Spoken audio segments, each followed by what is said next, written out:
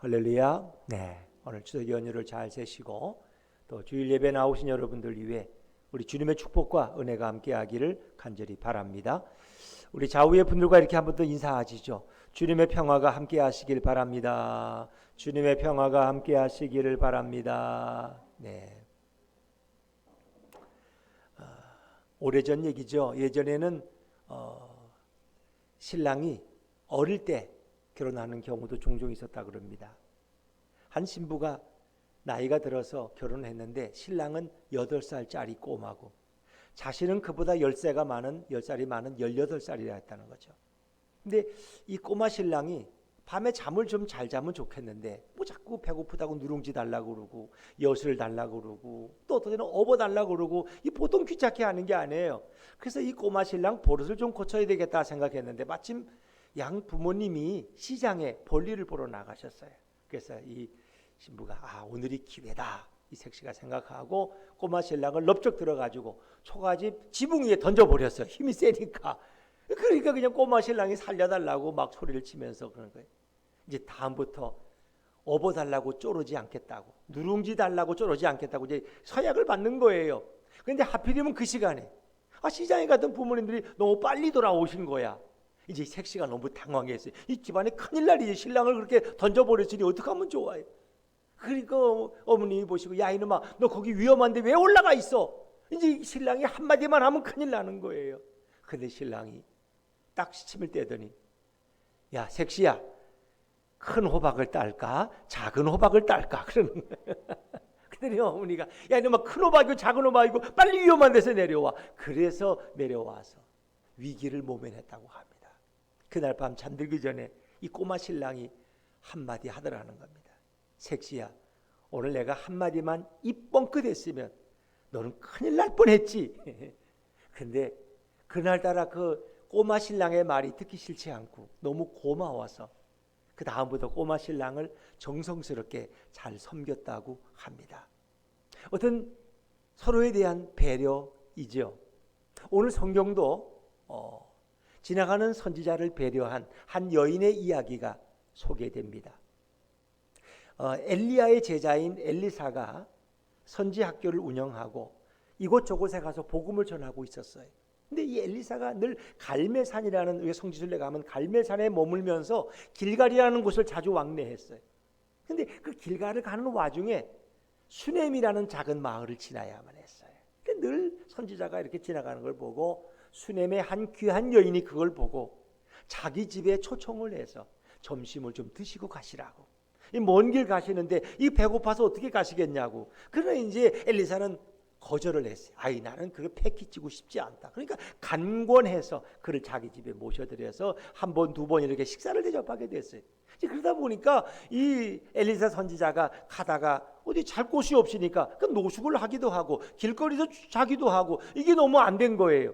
그래서 한 번은 자기 남편을 설득해서 내가 우리 집을 자주 지나가는 하나님의 사람을 내가 아는데 이분을 우리 집에 좀 모셔드립시다. 그래서 우리 박을 하나 더 드리고 거기에 침상과 의자와 책상과 촛대를 놔서 이 선지자가 좀 편히 쉬고 묵고 갈 수 있도록 그렇게 좀 해드립시다 하고 남편에게 설득을 하는 이야기가 소개가 됩니다.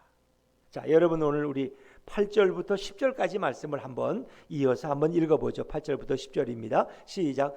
하루는 엘리사가 수넴에 이르렀더니 거기에 한 귀한 여인이 그를 간권하여 음식을 먹게 하였으므로 엘리사가 그곳을 지날 때마다 음식을 먹으러 그리로 들어갔더라. 여인이 그의 남편에게 이르되 항상 우리를 지나가는 이 사람은 하나님의 거룩한 사람인 줄을 내가 아노니 청하건대 우리가 그를 위하여 작은 방을 담 위에 만들고 침상과 책상과 의자와 촛대를 두사이다.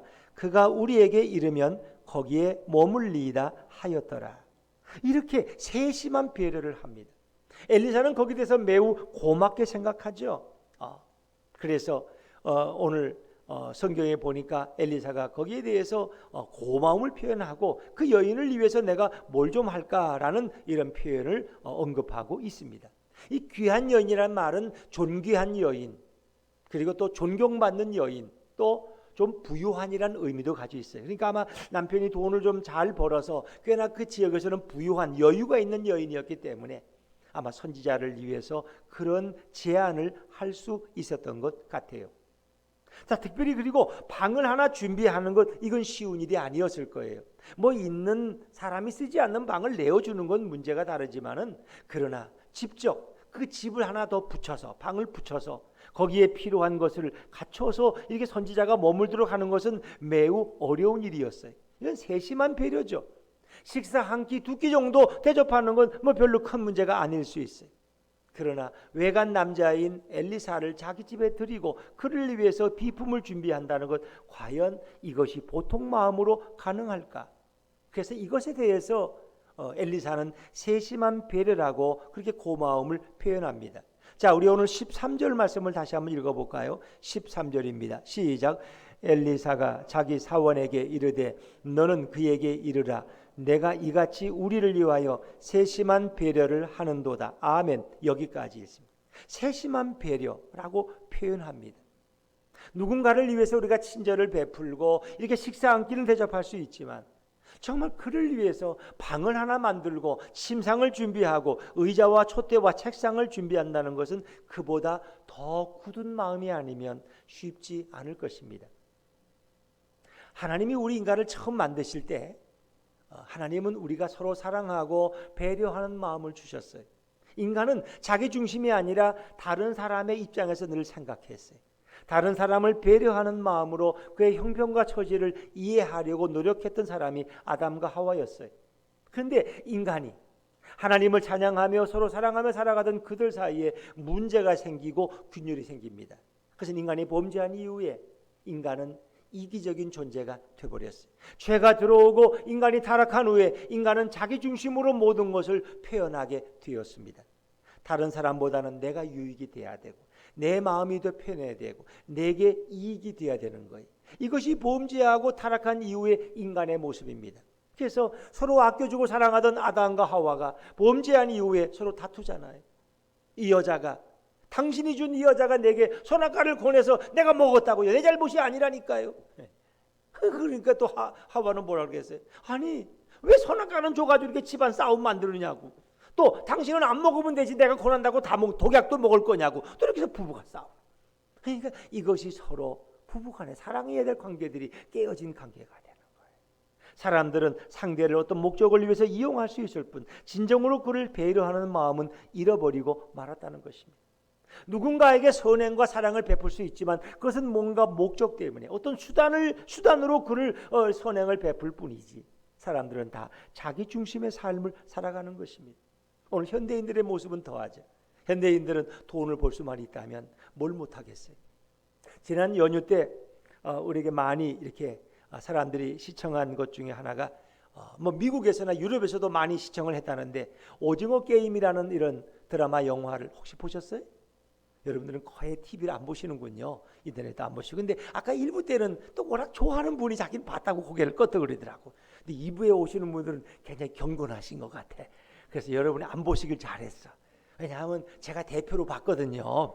그게 너무 좀 이렇게 잔인하고, 그 뭐 456명이 모여가지고 456억을 돈을 저로 차지하는데 상대가 죽어야지 내가 그 돈을 차지하는 거야. 그러니까 한 사람이 죽으면 내 목이 늘어가는 거야. 그러니까 사람들은 서로를 속이고 죽이고 이런 비참한 이야기, 이런 게 나와요. 그래서 제가 그걸 보고 이제 대표로 회개를 많이 했는데, 그 오징어 게임에서 보면은 돈을 위해서는 뭐든지 할 수 있다는 거예요. 뭐 거짓말은 기본이고, 친한 그리고 우정 있는 형과 동생의 사이에서도, 부부의 사이에서도 서로 갈라지는 그런 걸 볼 수 있어요. 근데 이제 그 마지막 그 나쁜 게임을 설계한 그 노인이 실제 자기를 속이고 거기 참여했었는데, 그 노인이 마지막 죽으면서 그런 말을 해. 이제 이정재 그 주인공으로 나온 사람에게 제일 재미없는 인생이 뭔지 아냐? 가장 가난한 사람, 하루하루 먹는 것 때문에 힘들어하는 사람들이 가장 재미없고, 가장 돈이 많은 사람이 재미가 없대. 가질 수 있는 거 다 가보고, 먹을 수 있는 거 다 먹어보고, 입을 수 있는 거 다 입어봐도 역시 인생은 재미없고 무료하대. 자기는 이런 걸 설계했다는 거예요.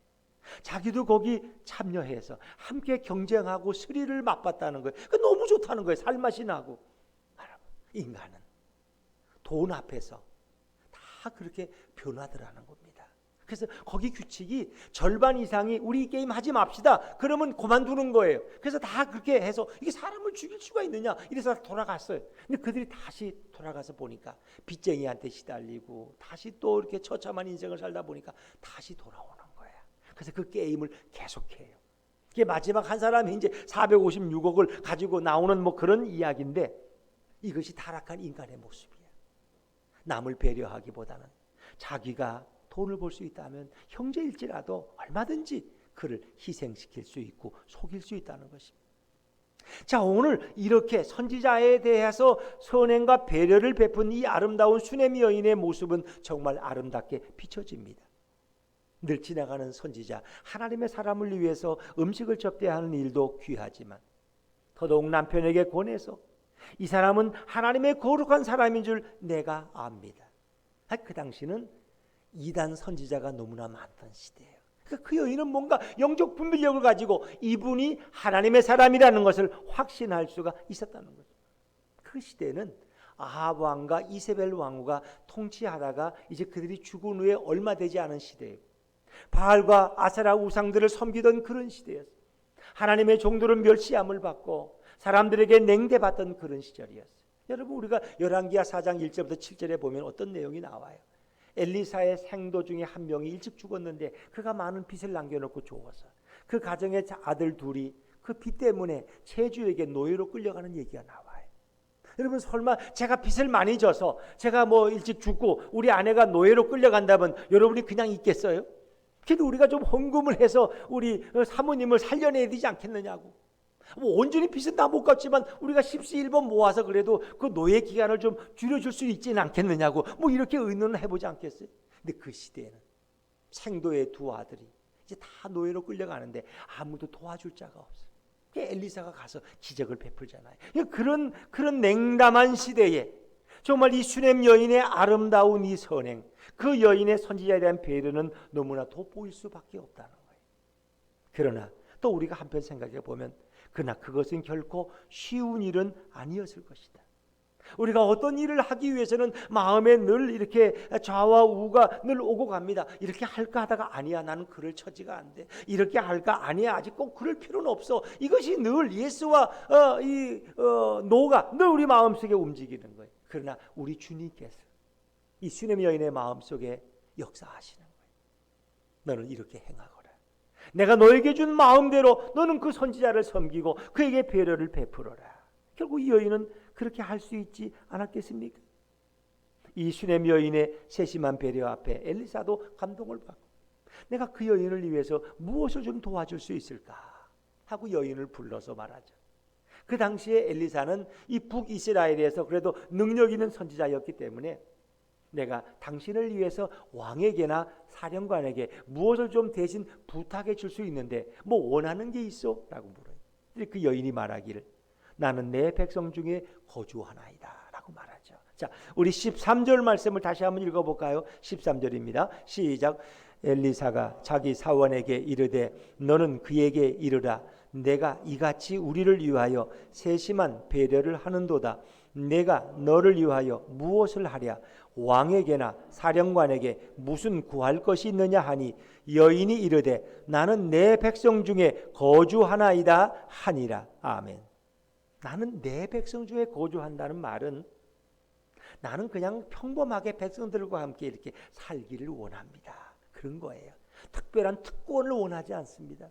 그러니까 이 여인이 선지자 엘리사에게 뭔가 이렇게 배려하고 선행을 베푼 것은 어떤 목적 때문이 아니에요. 대가를 바란 것이 아니에요. 그냥 순수한 마음, 그 마음. 하나님을 사랑하는 마음 때문에 하나님의 선종을 돕고자 했던 것뿐이에요. 그러니까 엘리사가 그 마음을 더 귀하게 여기죠. 근데 엘리사의 종 게하시가 와서 내가 보니까 이 여인에겐 아들이 없습니다. 남편은 이미 늙어서 아들을 낳을 처지가 못 되고 이 여인에겐 자식이 없어서 그것이 이 가정의 그늘이 전 관계가 됩니다.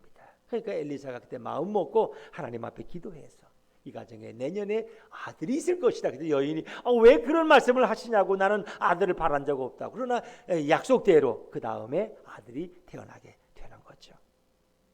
사랑하는 여러분, 예수님은 오늘 우리의 형편과 처지를 아시고 세심히 배려하고 계신다는 겁니다.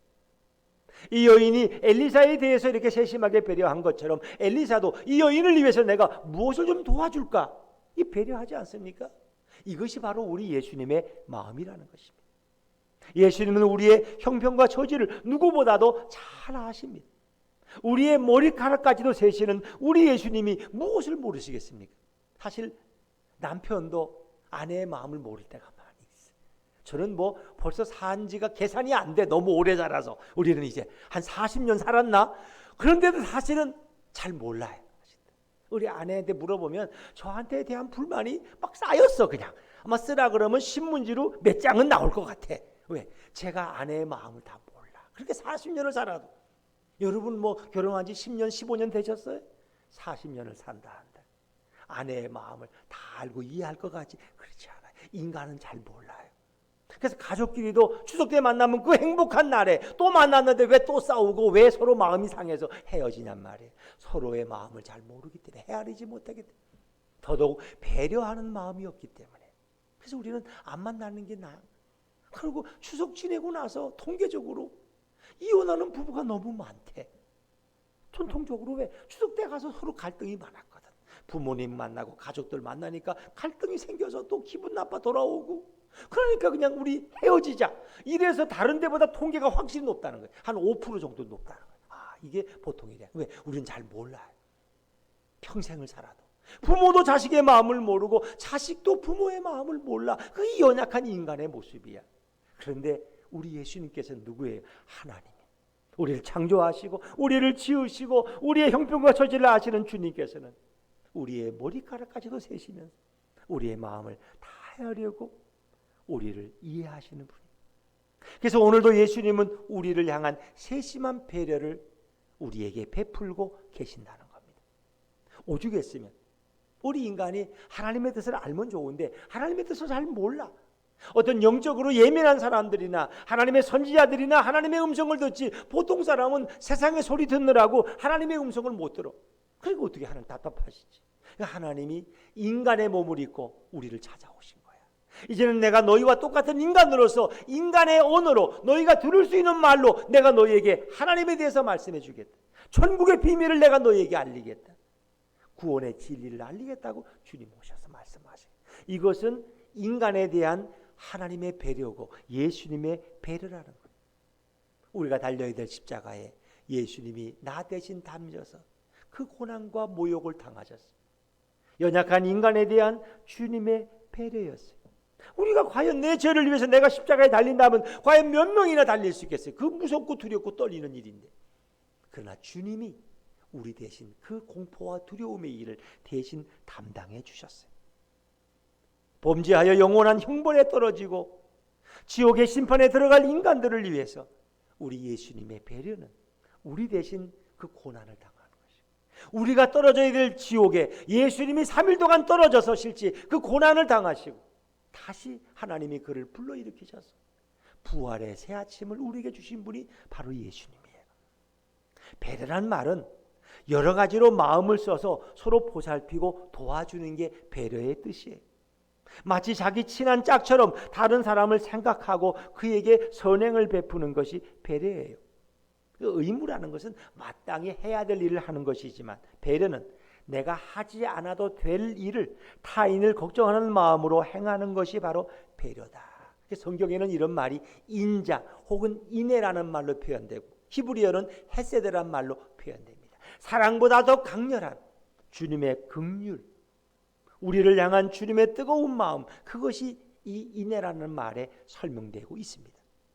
특히 하나님께서는 구약에서 보면 이런 약한 자에 대한 배려가 있어요. 고아나 과부에 대한 배려를 율법에도 주셨어요. 그러니까 너희가 추수할 때 땅에 떨어진 곡식은 다 줍지 말라. 일꾼들에게 명령해서 줍지 말라고 해라. 그래야 가난한 사람들이 와서 그 이삭을 주어서 하루를 연명할 거 아니냐. 그게 하나님의 배려예요.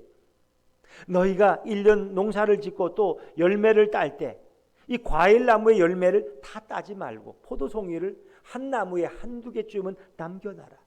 그래야 지나가던 새도 그것을 먹고 살 것이고 지나가는 나그네와 또 가난한 이들도 그것을 먹고 생명을 유지할 수 있을 것이다. 하나님의 배려예요. 또 우리가 혹시 가난해서 전당포에 가서 겉옷을 맡기고 돈을 꿨어요. 그러나 그것을 못 갚더라도 밤이 될 때까지는 그 옷을 저당 잡지 말아라. 겉옷을 돌려주라는 거예요. 왜? 유대의 날씨는 낮에는 덥지만 밤에는 추워서 냉병으로 사람들이 죽어요. 그러니까 겉옷이 이불이야. 그러니까 그 겉옷은 반드시 밤이 되기 전에 돌려주라는 거야.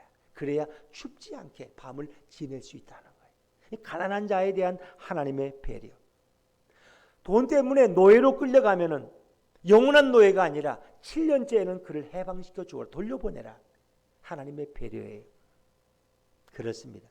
하나님이 천지를 창조할 때도 인간을 배려하셨어요. 가장 귀한 인간을 첫째 날 만들었다면 아마 인간이 이렇게 만들고 나서 태어나고 나면 아무것도 없어요. 깜깜한 밤이야. 아무것도 없어. 그러나 하나님께서는 태양과 달을 만드시고 별들을 만드시고 육지를 만드시고 바다를 만드시고 꽃과 자연과 아름다운 식물들과 열매를 만드시고 에덴 동산을 만드신 후에 마지막 6일째 인간을 만드신 거예요. 그 뭐예요? 인간에 대한 하나님의 배려예요. 모든 걸 다 준비한 후에 인간을 이 땅에 보내신 거예요. 여러분, 주님께서는 그와 같이 우리 인간들을 배려하셨어요. 누가 너에게 잘못하면 몇 번이나 그를 용서해야 될까? 율법에 의하면 7번이에요. 7번은 누가 잘못해도 용서할 수 있지만 그 이상은 용서하지 말아라. 그 율법의 정신이야. 근데 예수님 뭐라 했어요? 70번씩 70번씩 7번이라도 용서해라. 그 얘기는 용서에는 한계가 없다는, 무한대로 용서하라. 무한대로. 그가 100번 잘못해도 다 용서하고 1000번을 잘못해도 용서하라는 거예요. 그게 무슨 말이야? 하나님의 용서는 무한하다는 거예요. 인간이 아무리 잘못해도 하나님은 1000번이고 10,000번이고 그가 회개하고 돌아오면 그를 맞아주신다는 거예요. 주님의 사랑, 그 인간에 대한, 연약한 인간에 대한 주님의 배려가 그 말씀 속에 포함되어 있습니다. 그래서 우리 예수님도 그랬어요. 가늠하다 현장에서 잡혀온 여인, 그 당시에 율법에 의하면 돌로 쳐 죽이라 그러면 끝이야. 뭐 괜히 고민할 것도 없어. 그러나 그 여인이 자신의 욕정 때문에 그런 일을 행했든지 아니면 자신의 가족의 생계 때문에 할 수 없이 몸을 파는 여인이 되었다면 예수님은 그 여인을 배려하셨어요. 그래서 그 여인의 형편과 처지를 아신 주님께서는 너희 중에 죄 없는 자가 돌로 치라. 아무도 돌로 치지 못하고 슬금슬금 도망가버려. 나도 너를 정죄하지 아니하노니 가서 다시는 죄를 짓지 말라. 그 여인을 돌려보내. 이 돌에 맞아 죽을 여인에 대한 예수님의 배려가 성경에는 소개됩니다. 여리고의 세리장 삭개오는 돈만 아는 사람이야. 매국노라는 칭호를 받지만 그런 많은 부를 축적한 인물이야. 그러나 너무 외로워. 친구도 없고. 그래서 예수님을 만나고 싶었어. 키가 작아서 나무 위에 올라갔는데 예수님은 삭개오를 보시고 삭개오야 내려오너라. 내가 오늘은 너희 집에 유하여야겠다.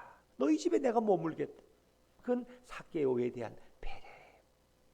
그 시대 사람들이 가까이 하지 않는 죄인들, 창기와 세리들, 죄인들을 예수님은 가까이 하셨고 그들과 식사를 나누시면서 그들을 인격적으로 대우하셨고 천국의 백성으로 그들을 바꾸어 주신 분이 우리 예수님.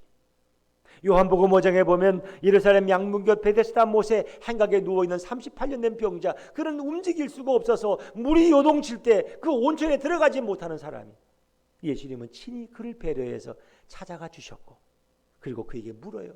내가 너에게 무엇을 해줄까? 그리고 그가 원하는 대로 예수님께서는 그를 일으켜서 건강한 사람으로 회복시켜 주십니다. 스스로 죄의 문제를 해결할 수 없는 우리 인간의 한계를 아시기 때문에 예수님은 한계를 정하지 않았어요. 10,000번까지는 내가 용서한다. 그러나 11,000번부터는 내가 용서가 없다. 이런 게 없어요. 왜? 우리 인간은 10,000번이 아니라 100,000번도 범죄할 수 있기 때문에 언제든지 너희가 회개하고 돌아오면 내가 너희를 용납하고 너희 죄를 다 씻어줄 것이다. 그래서 예수님은 한 번 이례적으로 십자가에 피 흘리시고 죽으셨지만 영원히 우리의 죄를 용서하도록 주님은 그렇게 우리를 배려해 주셨어요. 배려는 바로 주님의 마음을 품는 것입니다. 바로 주님의 긍휼의 마음을 품은 자가 남에게 배려를 베풀 수 있고 우리를 배려하시는 주님의 손길을 우리가 느낄 수 있습니다. 상대의 입장에서 생각하는 것. 주님도 연약한 인간의 입장에서 우리를 배려하신 것입니다. 이 슈넴 여인이 이렇게 이 존귀한 여인이 되어서 하나님을 경외하는 여인이 되어서 엘리사를 접대한 것이 아니라 그를 위해서 집을 준비하고 방을 준비하고 침상과 의자와 책상과 촛대까지 준비해서 그가 잠만 자는 것이 아니라 거기서 말씀도 읽고 기도도 하고 설교도 준비할 수 있도록 이렇게 배려한 그 마음이 너무 귀한 거예요. 바로 그것은 하나님의 역사에 동참한 거예요. 하나님의 일에 돕는 것은 바로 하나님의 종들의 일을 돕는 것은 하나님의 일을 돕는 것이고 하나님의 종들을 선대하는 것은 하나님의 역사에 동참하는 것입니다. 선지자의 일을 돕는 것은 하나님의 역사를 거두는 일이에요. 정말 이 여인은 순수한 마음으로 대가를 바라지 않고 하나님을 경외하는 마음으로 하나님의 종을 섬기고 도왔는데 하나님은 그것을 너무너무 기뻐하셨던 거예요. 그래서 여인의 가정에 아들이 없는 것을 알고 하나님은 그 가정에 아들을 허락해 주셨습니다. 하나님께서는 당신의 일에 기꺼이 동참하는 자들에게 반드시 보상하신다. 하나님은 왜 우리의 인간의 소리를 듣고 계시고 하나님은 늘 우리에게 세심한 배려를 아끼지 않으시기 때문에 오늘 이 슈넴 여인은 성경에 오래오래 기억하는 여인으로 우리가 깨닫고 있지 않습니까? 막달라 마리아란 어떤 마리아란 여인이 예수님의 머리에 향유를 부어서 사람들이 그 여인을 비난할 때 예수님은 그 여인을 두둔했고 그 여인의 이름은 오늘도 아름다운 향기 나는 향유처럼 우리에게 오늘도 기억되고 있지 않습니까? 슈넴 여인이 행한 이 존귀한 여인의 아름다운 배려와 그녀의 섬김은 오늘 우리가 오래오래 기억하고 있는 것입니다. 2차 대전 후 유럽의 한 교회에 있던 예수님의 이런 동상이 있었는데 그 비행기 폭격으로 예수님의 양손이 다 파괴되어 부러져 나가고 말았어요. 전쟁이 끝난 후 성도들이 모여서 이제 예수님의 이 깨어진 양손을 우리가 어떻게 보수해서 다시 예수님의 모습을 정상으로 만들어놔야 되지 않습니까? 하고 이렇게 헌금을 위해서 의논하는 자리였어요. 그때 한 성도는 우리가 예수님의 손을 달아리는 것보다 더 좋은 것은 우리가 예수님의 양손이 되어서 예수님이 하시던 일들을 우리가 함께 행하면 더 좋지 않습니까? 이렇게 제안을 했다고 합니다. 모두가 기쁘게 찬동하고 온 성도들이 예수님의 오른손과 왼손이 되어서 예수님이 이 땅에 하셨던 일들을 그들이 대신하게 되었다는 것입니다. 도움이 필요한 곳에 찾아가고 절망한 사람에게 복음을 증거하고 낙심한 자들을 일으켜 세우는 그런 주님의 손이 되었을 때 거기에 참 행복과 기쁨이 있었다고 합니다. 어떤 여인이 마더 테레사를 찾아와서 자기는 인생이 살 이유가 없다고 너무 많은 상처를 받았고 삶이 무료하고 왜 사는지 모르겠다고 그냥 죽고 싶은 마음밖에 없다고 와서 이렇게 상담을 했어요. 마더 테레사는 내가 너무 바쁜데 당신 죽는 건 언제 죽어도 되니까 한 달만 나를 와서 좀 도와달라고 그리고 나서 죽으라고.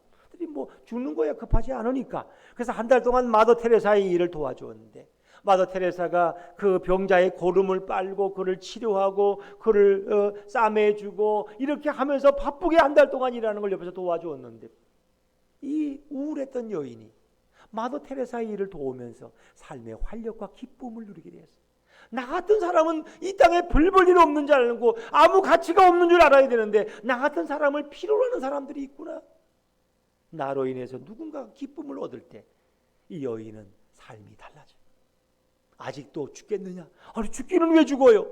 이렇게 나를 필요로 하는 곳이 있는데 그때 이 여인은 죽는 자가 아니라 다른 사람에게 기쁨을 주는 그런 전도자로 변화된 자신의 모습을 발견하게 되었다는 것입니다. 정말 가장 귀한 인생은 우리 주님의 손과 발이 되어서 주님의 마음이 있는 곳을 찾아가는 것입니다. 우리가 할 수만 있다면 교도소를 찾아가서 함께 예배드리면 얼마나 좋을까. 근데 요즘 코로나 때문에 이제 못 가서 장애인들이 지체장애인들이 모여 있는 곳에 가서 우리가 그분들을 도울 수 있다면 얼마나 좋을까. 우리가 동탄은 이게 좀 다른 데하고 좀 특이하지 않습니까? 그래서 아주 가난한 사람들을 찾기는 어려울지도. 그러나 그래도 우리 주변에 있을 거예요. 찾으면. 그런 정증장애인들이 모여 있는 곳을 우리가 찾아가서 위로하고 그들의 손과 발이 되어줄 수 있다면 주님이 얼마나 기뻐하실까. 이제 앞으로 우리 예수분께 성도님들이 좀 그런 쪽으로도 우리가 주님의 손과 발이 되는 쪽에 좀 우리가 좀 마음을 쏟고 배려할 수 있다면 얼마나 좋을까. 마태복음 25장 40절에 보니까 임금이 대답하여 이르시되 내가 진실로 너희에게 이르노니 너희가 여기 내 형제 중에 지극히 작은 자 하나에게 한 것이 곧 내게 한 것이니라. 도움이 필요한 사람들에게 도움을 베풀고 물질이 필요한 사람에게 물질을 나눌 때 그것은 곧 예수님께 한 것과 동일하다는 거예요. 마가복음 9장 41절에 누구든지 너희가 그리스도에게 속한 자라 하여 물 한 그릇이라도 누군가에게 주면 내가 진실로 너희에게 이르노니 그가 결코 상을 잃지 않으리라. 주님은 그 상을 기억하신다는 거예요. 성경은 즐겨 나누고 대접하는 자들이 받는 상에 대해서 말씀하고 있어요. 잠언 11장 24절 25절에 흩어 구제하여도 더욱 부하게 되는 일이 있나니 과도히 아껴도 가난하게 될 뿐이니라. 구제를 좋아하는 자는 풍족하여질 것이요 남을 윤택하게 하는 자는 자기도 윤택하여지리라. 누가복음 6장 38절에 주라 그리하면 너에게 줄 것이니 곧 후이되어 누르고 흔들어 넘치도록 하여 너에게 안겨주리라. 너희가 헤아리는 그 헤아림으로 너희도 헤아림을 도로 받을 것이니라. 우리가 누군가에게 섬김을 베풀고 누군가에게 배려를 나눌 수 있다면 주님도 우리에게 배려하시고 또 그것을 보상하신다고 성경은 말씀하고 있습니다. 마지막으로 언젠가 보았던 하나님의 7가지 질문이란 책이 있는데 최형섭 선교사라는 분이 쓰신 책이에요.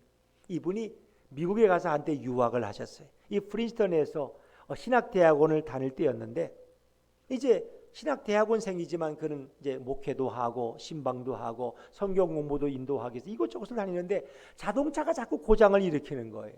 이게 머플러에서 큰 소음이 나서 주위에 얼굴을 찡그리게 만들질 않나. 또 가장 중요한 약속에 급히 가다 보면 차가 또 갑자기 멈춰서 시간에 느끼는 일들이 종종 있었어요. 그래서 그때부터 이 선교사님이 하나님 앞에 기도했어요. 하나님, 좀 고장 안 나는 차를 좀 제게 주시면 안 되겠습니까? 라고 그렇게 기도했다는. 그런데 어느 날 생각지도 않던 큰 돈이 이렇게 주어졌어요. 물론 자동차를 새로 살 만한 돈은 안 됐지만 종잣돈이 되기에는 충분했어요. 그래서 여기다가 이제 근근히 모아서 내가 원하는 새 차를 사야 되겠다라고 꿈을 가지게 되었어요. 근데 어느 날 자기가 잘 아는 선교사님이 미국에 오셨다가 머물고 오셔서 자기 집에 머물게 됐어요.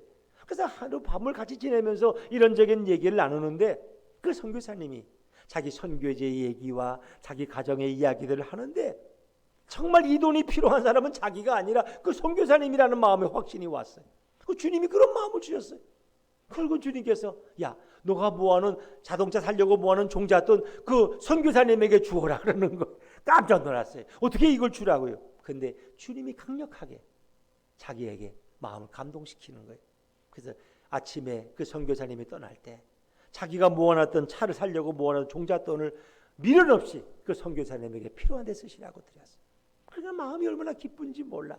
그리고 그날따라 또 성경 공부를 인도하러 이렇게 가셨는데 성경 공부를 마치고 이렇게 커피를 마시는데 한 젊은 부부가 참여하는 부부가 있는데 선교사님 오늘은 우리 부탁을 꼭 좀 들어주세요 그러는 거예요. 그래서 무슨 부탁이냐 그랬더니 사실은 선교사님이 이 프린스턴에서 이 뉴욕까지 성경 공부를 인도하러 오고 가실 때마다 눈이 많이 올 때 또 길이 험할 때 또 차가 고장나서 고장할 때 늘 마음이 안타까웠습니다. 그래서 저희들이 의논해서 선교사님을 위해서 차를 하나 준비했는데 이걸 꼭 받아주셔야 됩니다.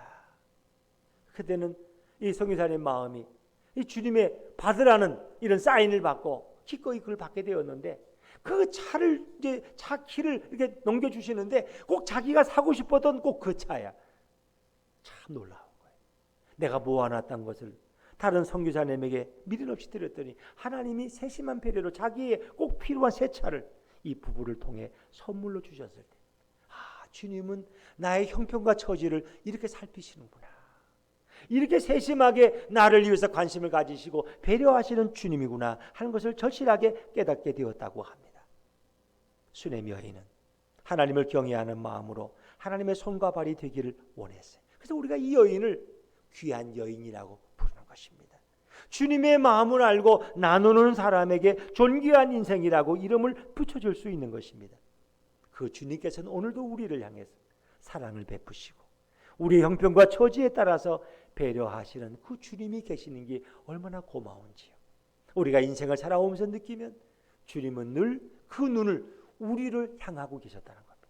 내가 어렵고 힘들 때 주님은 나를 찾아오셨고 나를 일으켜 주셨고 나의 필요를 채워주셨고 내게 세심한 배려를 아끼지 않으셨던 그 예수님 때문에 우리 삶은 더 감사하고 아름답지 않습니까?